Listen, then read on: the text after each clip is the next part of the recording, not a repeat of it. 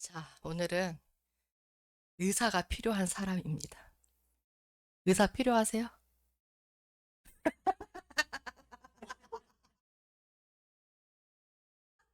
우리 희연이 쏟았어. 이, 이, 이 몸의 의사 말하는 거지, 지금. 여러 가지로 우리의 삶의 의사가 필요합니다. 예, 그래서 그거를, 나는 참, 우리 교회 성도님들이 너무 사랑스러운 거야. 내가 느끼기에, 내가 이렇게 사랑스럽게 보면, 하나님은 내 안에 계신 하나님이 얼마나 사랑스럽게 보고 계시는지 내가 알겠어요. 왜 그렇게 사랑스러운지 아세요?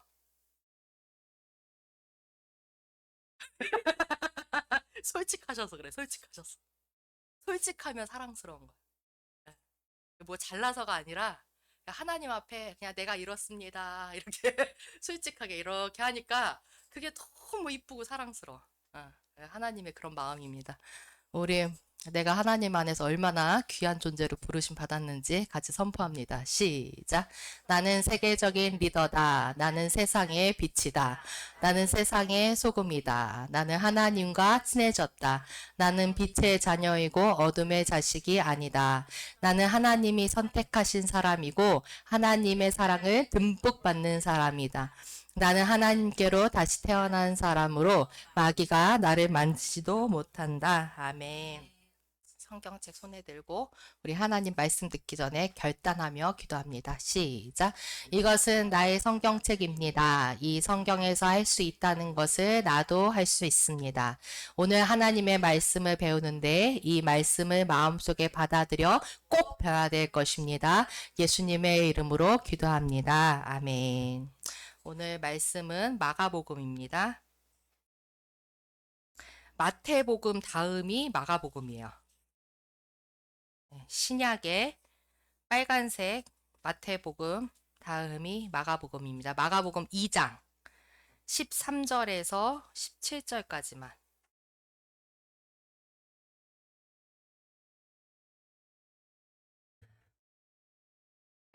마가복음 2장 13절에서 17절까지 한 절씩 이걸 이야기거든요. 스토리.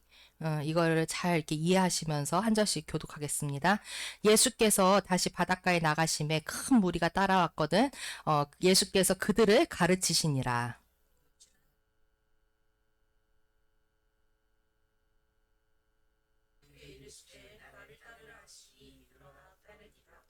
그의 집에 앉아 잡수실 때에 많은 세리와 죄인들이 예수와 그의 제자들과 함께 앉았으니 이는 그러한 사람들이 많이 있어서 예수를 따름이러라.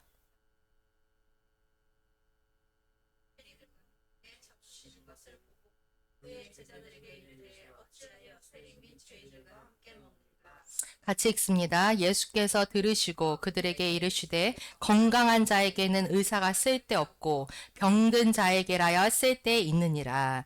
나는 의인을 부르러 온 것이 아니요 죄인을 부르러 왔노라 하시니라. 아멘.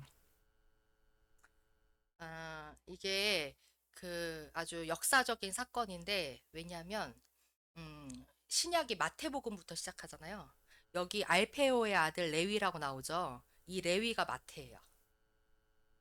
그 마태복음에도 이 얘기가 나와요. 근데 이제 마가복음이 조금 더 적합하게 표현이 되어 있는 것 같아서 이거를 했습니다. 근데 음, 이 예수님이 이제 무리들에게 하나님의 말씀을 가르치시고 이제 지나가시다가 누구를 딱 보셨냐 하면 마태를 보셨어요. 근데 마태가 직업이 뭐냐? 세리예요, 세리. 근데 이제 지금으로 따지면 세무사, 그쵸? 이렇게 세금 걷는 사람. 근데 이제 그러면은 뭐 그렇게 나쁠 거 없잖아요. 그냥 이 사람 자기 일 하는 거잖아요. 근데 이 당시에는 그 삭개오 있죠, 삭개오. 삭개오도 세리였거든요. 근데 이 당시에 세리는 죽일 놈이에요. 왜냐하면 그러니까 우리나라는 참 이스라엘을 이해할 수 있어. 왜냐 우리나라 사람들도 일본 하면 지금도 이를 갈잖아요. 어? 막 이렇게 축구 경기 뭐 일본이랑 한다 그럼 막 눈을 부릅뜨고 새벽 2시에도 막 보잖아. 근데 왜 그러냐면 이스라엘도 이 당시에 로마의 지배를 받았단 말이에요. 로마가 뭐 전 세계를 다 다스렸으니까. 이스라엘은 요만한 나라인데 뭐 그거 하나 못 하겠어요? 이스라엘 완전히 다 짓밟혔죠. 근데 이 당시에 세리가 어떤 사람이라고 했냐면 지금으로 따지면 이완용. 이완용. 막 우리가 이완용 하면은 막 이러잖아요. 그 사람 왜 그러냐면 우리나라를 갖다 팔았잖아. 그런 느낌인 거예요. 그래서 왜 그러냐면 이 당시에 어떻게 했느냐? 이스라엘 사람들한테 정당하게 세금을 거뒀겠어요?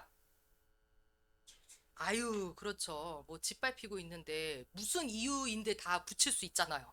뭐 커튼세, 커튼 치면 돈 내, 막 이러. 갑자기 쓰잘데기 없이. 막 다 세금이야. 다 때려 부셔 그냥. 다 때려 그냥 박아. 그래가지고 그냥 세금을 엄청 걷는 거예요. 그러니까 이제 그거를 또 누구한테 갖다 바쳐요? 로마. 로마 관리들한테. 그러니까 이 세리는 이 이스라엘 사람임에도 불구하고 매국노인 거야. 아주 그냥 이를 갈고 언제 죽어도 이상하지 않은 사람. 음.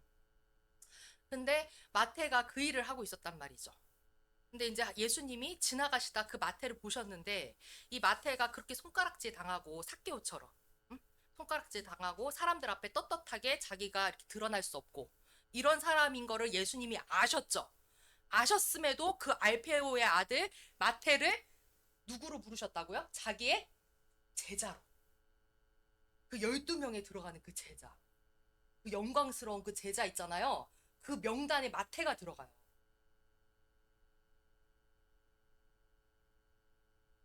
같은 제자인 사람들이 용납이 됐을까요? 그 사람들이 그게 있잖아요. 차라리 좀 힘없고 약하면 사람들이 극률함이라도 생기거든. 그러면 저 사람 도와주고 싶다 막 이렇게 해가지고 뭐라도 해. 근데 이렇게 얄밉고 이렇게 좀 막 이런 사람은 극률함도 안 생겨. 그러니까 이런 사람이랑 자기가 같은 급으로 취급되는 것도 싫어. 나는 저 사람이랑은 다르지. 이게 있는 거예요. 근데 예수님이 다 아시면서도 그 마태를 딱 집어가지고 나의 제자로 부르셨다는 거예요. 근데 그렇게 제자로 딱 부르실 때 마태가 어떻게 했어요?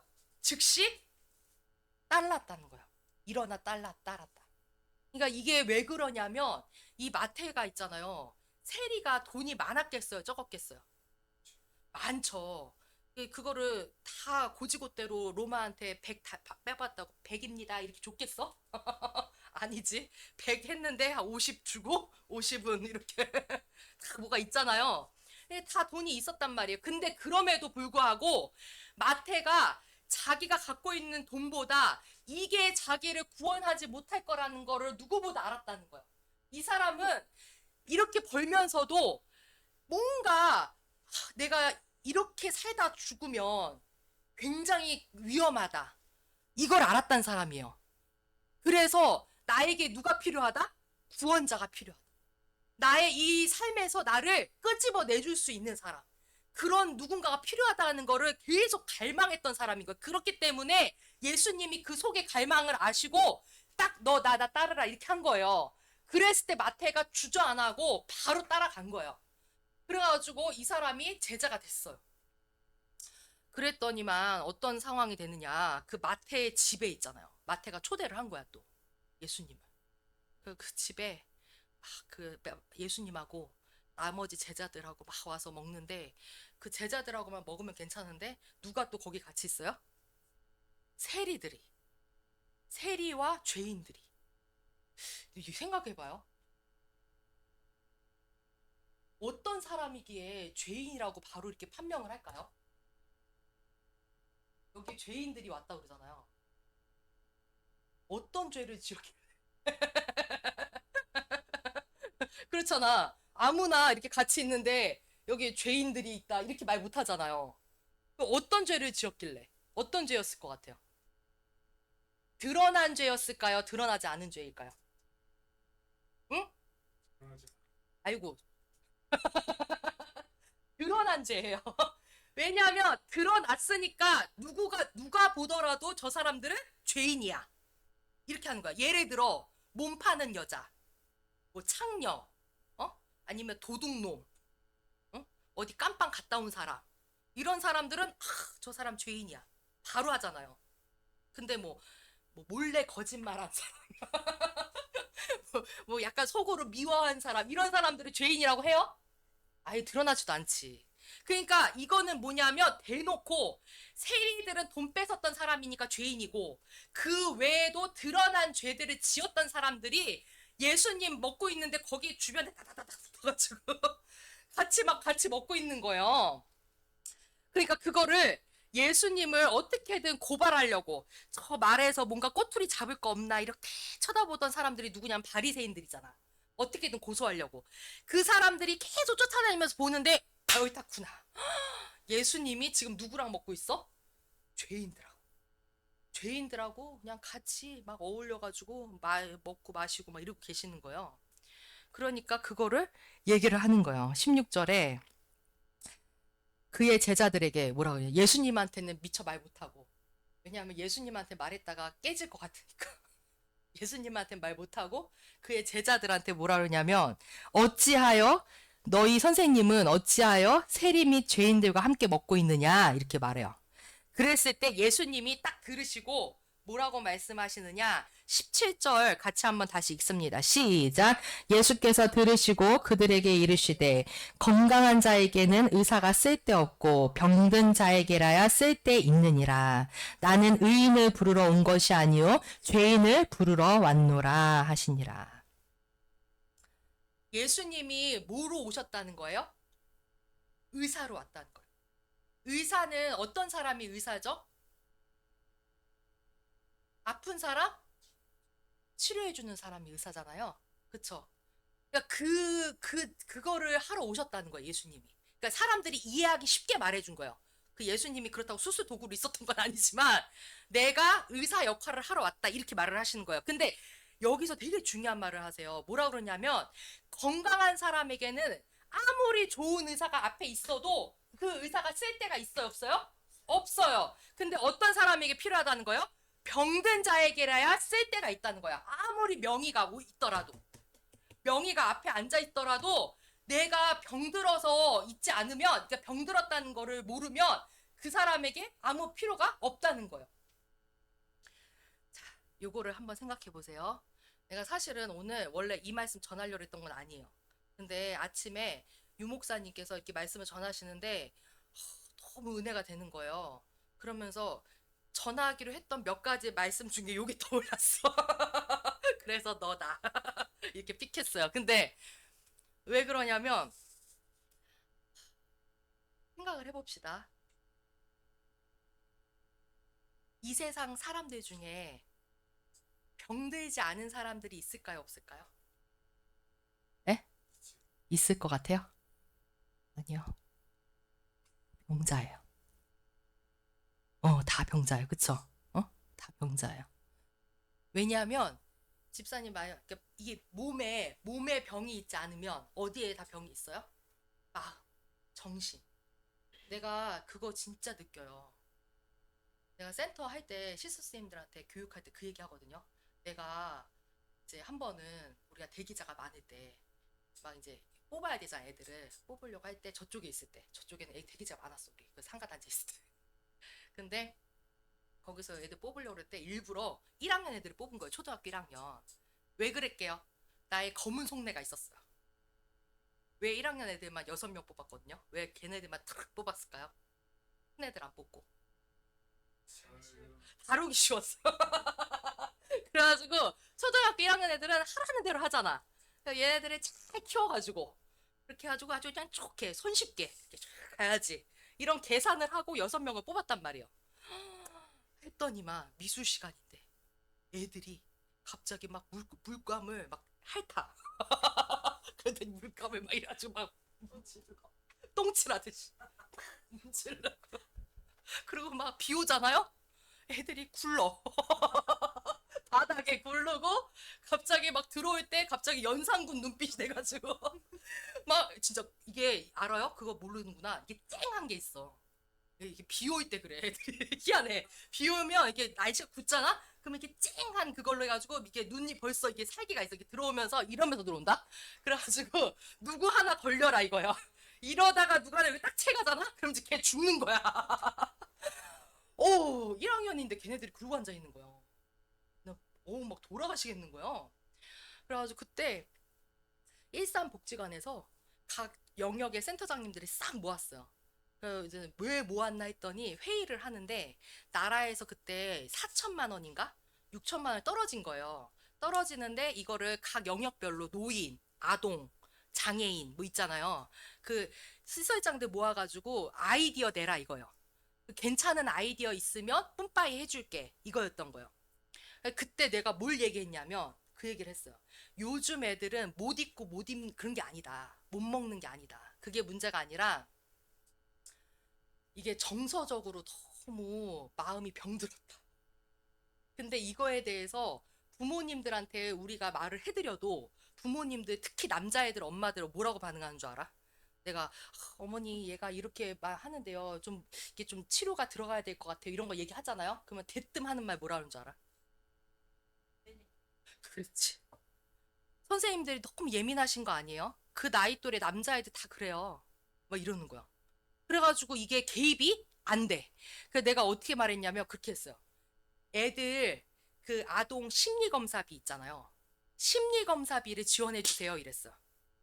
그러면 의사한테 직접 들으면 부모님이 그러면 그 데이터 가지고 치료가 바로 들어갈 수 있게. 그거를 얘기한 거예요. 그래가지고 그때 우리한테 800인가 떨어졌어. 근데 그게 왜 필요했냐면 아동 한 명당 검사비가 50만 원이야. 50만 원이 비싸요. 그거 막 3차에 걸쳐서 해요. 근데 그거를 막 하는데 검사 그거 50만 원 내고 하라면 절대 안 하잖아. 그래가지고 그걸 부모님들한테 뭐라고 말했는 줄 알아요? 너무 좋은 기회가 왔다. 애들이 공부할 때 어느 부분이 약한지 이런 거 잘 찝어주고 집중력을 향상시켜주는 그런 검사가 있다. 그랬더니 엄마들이 너무 고마워. 그래서 감사하다고. 그래가지고 3회에 걸쳐서 하는데 1회, 3회는 부모님 오시라 그러고 2회는 아이만 보고 그래가지고 뭐 MMPI 이런 거 있잖아. 막 500문항 이상 되는 거. 막 부모님들 싹 해야 되고 막 문장 완성 검사, 놀이 검사 다 한 거예요. 그렇게 하고서 마지막 3회차에 나를 부르더라고 같이. 그래가지고 의사가 딱 앞에 있고 부모님하고 나하고 있는데 그 결과지 있잖아요. 결과지를 얘기를 해주는 거예요. 그랬더니 거기서도 부모님 중에 어떤 분은 뭐라 그러게요. 의사한테. 네가 뭐라 그건 좀 세다. 그건 아니고 뭐라 하냐면 우리 애는 집에서 절대 안 그러는데요. 이렇게 말을 하는 거예요.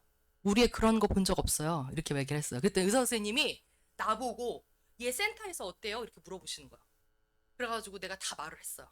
그랬더니 의사 선생님이 뭐라 그러냐면 부모들이 속는 게 애하고 1대1로 만났을 때 자기 앞에서 보이는 모습하고 집단으로 있을 때 모습하고 어떤 게 진짜일 것 같냐는 거야. 집단이 진짜라. 여기서 벌어지는 게 진짜라는 거야. 그래가지고 그때 걔네들 6명 다 치료 들었어. 다 의뢰서 써냈거든. 놀이치료, 뭐 약물치료 다 들어왔어. 알고 봤더니 뭐 ADHD 뭐 다 나온 거예요. 뭐 몸이 아프지 않으면 정신적으로 마음적으로 아픈 게 있다는 거야. 사람들이 다 있어요. 근데 문제는 뭐냐? 내가 의사다. 내가 의사다. 이런 사람들은 아무리 명의가 앞에 있어도 그 명의한테 자기의 그거를 솔직하게 오픈을 할까요? 안 할까요? 안 해요. 자기가 의사야. 나 아는 사람 중에 그런 사람이 있어. 그래가지고 본인이 다 알아. 본인이 다 한대. 그러면 아무리 자기가 병들었어도 아무리 명의가 앞에 있어도 자기가 자기 모습을 솔직하게 다 오픈을 안 해요. 그리고 이미 자기가 해답을 갖고 있다고 생각하기 때문에 들을 귀가 있어 없어? 없어요. 왜냐하면 자기가 이미 해답을 갖고 있기 때문에. 그러면 쓸 데가 없는 거예요. 이 당시에 바리새인들 죄인일까요? 안 죄인일까요? 죄인이죠. 다 병든 게 있어요. 그럼에도 바리새인들은 자기네들을 건강하다고 생각을 해. 그러니까 예수님이라는 정말 예수님 우리 한 번만이라도 보고 싶잖아. 우리는 예수님 한 번만이라도 보면 얼마나. 근데 이 사람들은 눈앞에 예수님이 있는데도 치료를 못 받은 거예요.